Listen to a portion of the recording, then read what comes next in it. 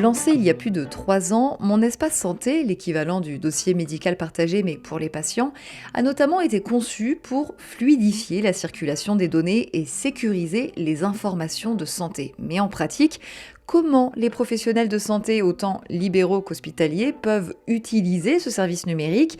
En quoi cela profite-t-il aux patients? Bienvenue dans ce nouvel épisode d'Au cœur de votre pratique, le podcast de l'assurance maladie qui explore les situations rencontrées par les professionnels de santé. Je m'appelle Maude Calvès, je suis autrice de podcast et pour répondre à ces questions, je vous emmène auprès du docteur Proy, médecin libéral dans le Morbihan. On ira également interviewer le docteur Piccoli, gériatre à l'hôpital Broca et Cochin à PHP, avant de rencontrer Madame Couder, déléguée numérique en santé à l'assurance maladie. Bonjour docteur Proy, vous êtes médecin généraliste dans le Morbihan. Dans votre pratique, est-ce que vous pourriez nous expliquer comment le dossier médical partagé vous aide à améliorer la coordination des soins pour vos patients? Bonjour, je vous remercie de votre invitation. Le DMP, je le vois comme un outil important dans la coordination des soins, notamment pour les patients chroniques ou avec pluripathologiques, un diabétique, un insuffisant cardiaque, pour prendre ces exemples-là. Ça permet de centraliser et de rassembler surtout toutes les informations de chaque intervenant. On va reprendre le cas du patient insuffisant cardiaque. Il est souvent amené à être suivi par, de nombreux spécialistes, que ce soit le cardiologue, le médecin généraliste, le pharmacien, le biologiste, éventuellement le radiologue. À chaque fois, ça génère des documents, des rapports, des comptes rendus. Ça fait une quantité qui est non négligeable et jusque-là, les patients revenaient toujours avec des dossiers, des classeurs, des trieurs qui étaient quand même assez imbuvables parce qu'on n'arrive pas à se retrouver. Là, l'avantage du dossier médical partagé, c'est que c'est partagé, c'est un dossier médical et ça nous permet d'accéder aux données, recherchées plus facilement et de manière plus organisée, plus structurée. Si j'ai envie de retrouver, une prise de sang, il y a 2 semaines et la comparer avec une, prise de sang d'il y a 1 an, on n'a plus besoin d'aller chercher, loin et même si on oublie de le scanner dans notre logiciel, si, enfin, peu importe, tout est beaucoup plus structuré et beaucoup plus facile à retrouver dans le cadre du suivi de ces patients-là et même nous, ça nous donne plus envie de partager plus facilement ces documents avec les spécialistes, mais aussi du coup avec le patient. En fait, on se retrouve un petit peu moins perdu dans ce flux d'informations qui peut être souvent important, courte période, quand on fait le diagnostic d'un patient, insuffisant cardiaque ou diabétique, qu'on leur, diagnostique ces maladies, on est amené à les envoyer, faire plein d'examens. On pourrait s'y perdre, même le patient pourrait s'y perdre et là, ça nous permet de coordonner et de rassembler tous ces documents, pour le patient. C'est toujours pour le patient. Ça nous aide beaucoup, hein, c'est aussi pour nous, mais c'est surtout pour la prise en charge du patient. Le fait de pouvoir générer des documents, comme ça et de les partager sur le dossier médical partagé, le DMP, ça nous permet en fait de voir ce qui a été fait, ce qui n'a pas été fait et donc d'éviter de refaire, 13 fois des électrocardiogrammes, sur la même année ou 14 fois la même prise de sang. On arrive à faire du gain de temps, du gain aussi, faire des économies. C'est toujours ce principe de pouvoir retrouver les documents plus facilement. On ne demande plus au patient justement s'il l'a fait parce qu'en général, dans ce flux de ce que je disais tout à l'heure, le flux d'informations, est assez indigeste. On arrive à structurer un petit peu mieux. Ça nous permet aussi d'éviter de faire des bêtises, de iatrogénie, dire: «Bah mince, le cardiologue, il a dit qu'il fallait mettre ça, le néphrologue disait qu'il fallait mettre ci, moi je pense qu'il faudrait mettre, un autre truc». Donc au final, si chacun met, le médicament ou le traitement, de son côté sans se coordonner, en fait, ça nous permet vraiment d'avoir ce lien, entre nous. Ça reste toujours des textes, mais ça on a ce lien, grâce au DMP. Tout ce qu'on va pouvoir pousser comme documents médicaux, ça va être beaucoup plus simple et beaucoup plus sécurisé dans la transmission ou dans la lecture. Étage 1, ouverture. On est à l'hôpital Broca dans le 13e arrondissement de Paris et je me dirige vers le bureau du docteur Piccoli, gériatre à l'hôpital Broca et Cochin à PHP. Bonjour. Ça va? Oui, très bien et vous?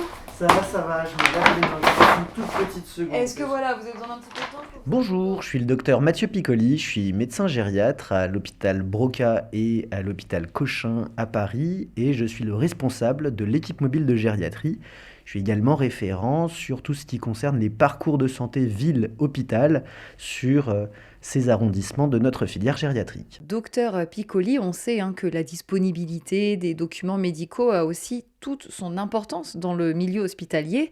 Quel regard vous portez sur la circulation des informations mises en place par Mon Espace Santé ?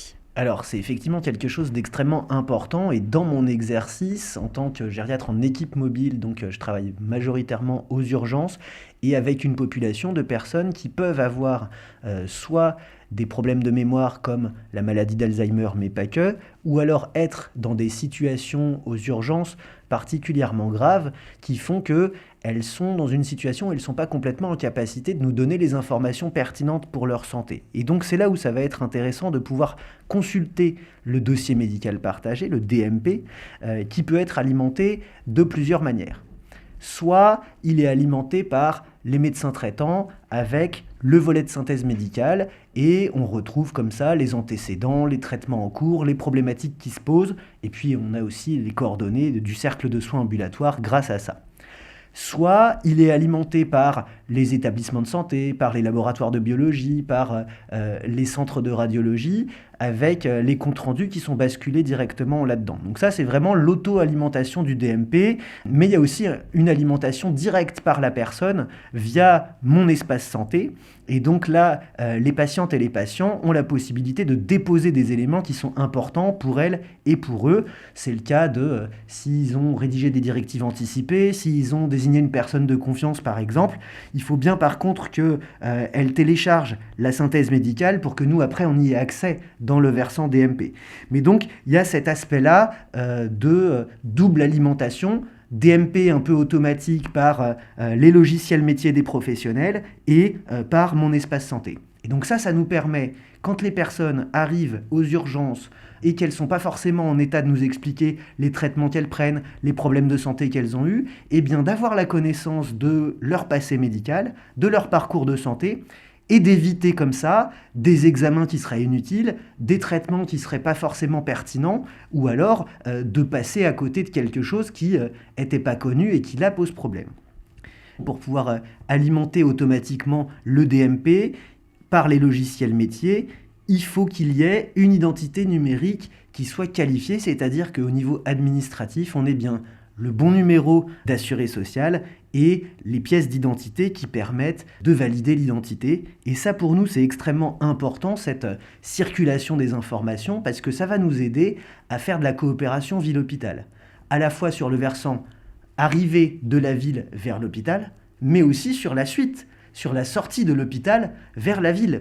Et du coup, ça va être de communiquer avec nos collègues des dispositifs d'appui à la coordination, des communautés professionnelles territoriales de santé, de l'ensemble du cercle de soins ambulatoires, que ce soit les collègues médecins ou les autres professionnels de santé, le temps qu'il y ait un dossier de coordination par les outils régionaux qui soit mis en place, eh bien on va avoir la messagerie sécurisée de santé et on va pouvoir partager les éléments si jamais ça y est pas, ou en tout cas discuter autour de ces éléments-là. Dernier point qui me semblait important à faire, c'est que cette circulation, elle est évidemment autorisée pour des médecins qui sont du cercle de soins, mais que moi, en ce qui me concerne, quand je suis dans mon exercice aux urgences, j'ai deux manières de pouvoir accéder à ce DMP et à ces informations capitales. Première manière, ça va être évidemment avec l'accord de la personne. Je lui demande, écoutez, vous avez été hospitalisé là il n'y a pas très longtemps, vous me disiez que vous n'aviez pas le compte-rendu, moi si vous êtes d'accord, je vais regarder dans votre dossier médical partagé, je vais récupérer ce compte-rendu, comme ça on pourra savoir ce qui s'est passé et on ne vous refait pas les examens et vous resterez moins longtemps à l'hôpital ce coup-ci. Deuxième option, c'est une option qui est plus dans des situations d'urgence, dans mon exercice en tout cas, dans le cas de la confusion aiguë, quand les gens sont dans une situation trop grave pour pouvoir véritablement s'exprimer, eh bien on peut avoir un mode d'accès, ce qu'on appelle en mode bris de glace, qui permet, dans cette situation d'urgence, d'avoir accès en justifiant la situation, en disant là, la personne ne peut pas me dire mais j'ai quand même besoin d'avoir cette information-là pour savoir si par exemple il y avait des médicaments qui peuvent expliquer la situation de la personne, s'il y a eu des éléments de son passé médical qui peuvent nous donner des éléments informatifs pour comprendre la situation actuelle et évidemment faciliter son parcours de santé. Donc, pour répondre à votre question, finalement, le regard que je porte sur la circulation des informations par mon espace santé d'un côté ou le DMP de manière plus générale de mon regard de professionnel de santé, c'est fondamental. Parce qu'on ne perd pas de l'information et au contraire, on peut mieux communiquer de manière plus simple et plus sécurisée. On parle beaucoup de la messagerie associée à mon espace santé. Vous, comment vous l'utilisez ?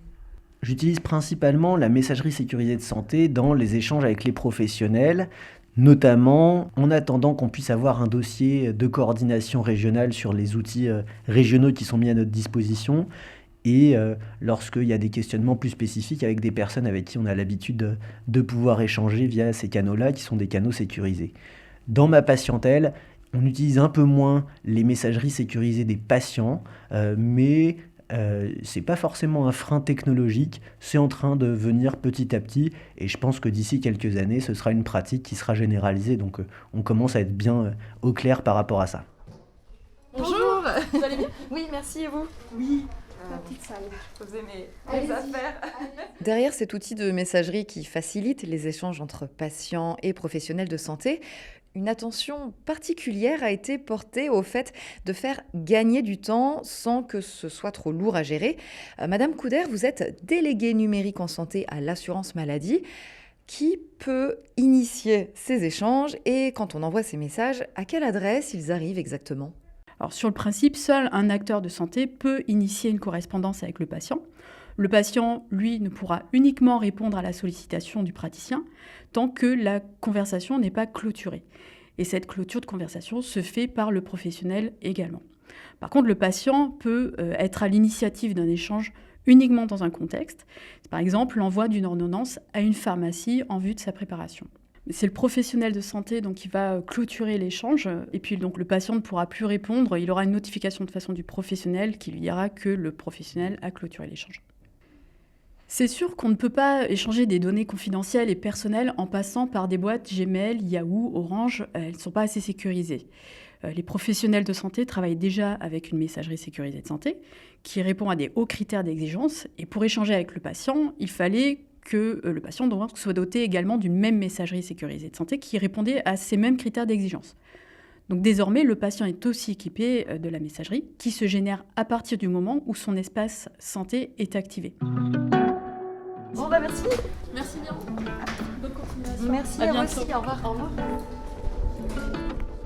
On vient de l'entendre, mon espace santé et ses fonctionnalités facilitent la circulation des informations de santé du patient avec un résultat clair, une meilleure connaissance de sa situation et donc une amélioration de la coordination entre les professionnels de santé concernés. C'est comme ça que se termine notre épisode sur la présentation de Mon espace santé. Tous les épisodes d'Au cœur de votre pratique sont à retrouver sur assurance-maladie.fr et sur toutes les plateformes de podcast. À bientôt!